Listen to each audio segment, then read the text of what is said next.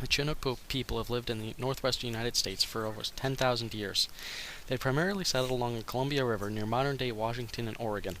Today, Chinook descendants are still commonly found throughout Washington, Oregon, and Canadian British Columbia.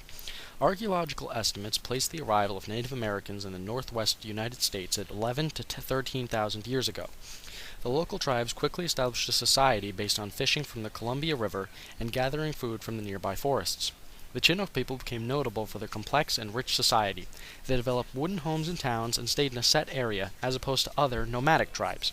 The Chinook also created ritual cultural practices like flattening a child's head at birth to distinguish him/her as a member of the upper classes.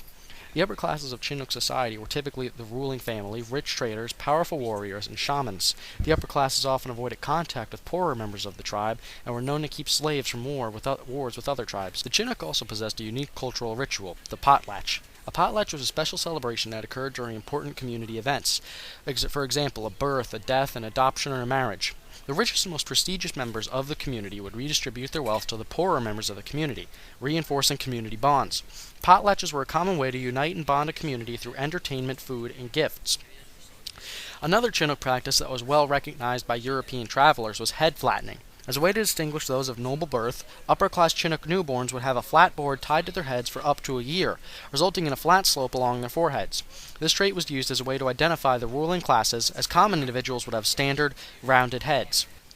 When European settlers first reached the Chinook, they failed to see the danger posed by the settlers and proceeded to trade with them. The first major American contact with the Chinook was via Lewis and Clark, who found the tribe to be friendly and willing to trade pelts and salmon. Throughout the early 1800s, the Chinook were known throughout the region as independent traders who managed to resist American dominance through economic power. By the 1850s, however, Isaac I. Stevens, the then governor of Washington Territory, began offering northwestern tribes food and education in return for movement to a reservation. The Chinook refused to agree to the treaty and began a war against any white settlers in the area. In 1855, a group of warriors from various northwestern tribes wiped out a mining settlement on Puget Sound. In early 1856, the tribal force besieged Seattle in an attempt to remove white influence from the area. The war ended in 1858 with Army forces wiping out the raiding force in the forests of Spokane. Today, the Chinook tribes lack federal recognition as a Native American tribe and thus lack benefits such as health and dental care for tribe members. In 2001, the government recognized the Chinook as an official tribe, but the decision was reversed in 2002. In 2012, Chinook representatives visited D.C. in an attempt to push for legal recognition. The Chinook people were originally descended from early Native Americans who crossed over the Bering Strait land bridge into North America. The Chinook quickly established an organized culture focused around the Columbia River, and by 5000 BCE, they began frequently fishing and collecting shellfish from the Columbia River. Within the first millennium BCE, the Chinook had established wooden and stone carving in homes. By 1000 CE, the Chinook had established a thriving culture based on hunting, fishing, and wood carving. Organized societies began to form, and war often broke out over resources such as fishing grounds and lumber. The first Europeans to encounter the Chinooks began to trade pelts, an economic arrangement that was still flourishing when the Chinook encountered Lewis and Clark in 1805.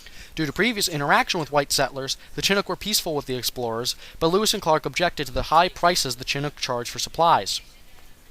Due to a smallpox plague that decimated the tribe's population in the 1830s, the Chinook were seen as easy targets by the government. From the 1880s onwards, various Canadian and American laws prevented the Chinook from practicing the potlatch or practicing their religion. Finally, in the 1950s, a majority of northwestern tribes, including the Chinook, were cut off from federal aid. The Chinook culture was tied to the local land both economically and religiously. Other nearby tribes and European traders relied upon the plentiful fish and game supplies sold by the Chinook, making some of them wealthy and powerful. Religiously, the Chinook viewed all elements of nature as being part of a larger spirit, and were careful to have shamans oversee important events such as hunting. One of the most important figures in Chinook history was Chief Comcomly, who led the Chinook Federation, joining of various Chinook tribes along the Columbia River when Lewis and Clark visited. He welcomed the two explorers and their crew, and often encouraged trade with European settlers. Comcomly also married off several of his daughters to European fur traders, including one of Lewis and Clark's crewmen. A tragic event that drastically changed life for the Chinook was the spread of smallpox to the American Northwest during the early 19th century. The plague was likely carried by European pelt traders or Spanish explorers, and quickly killed up to 96% of the population. The survivors were in no condition to trade, so the pelt trade quickly diminished. Today, the Chinook are no longer legally considered a tribe in the United States.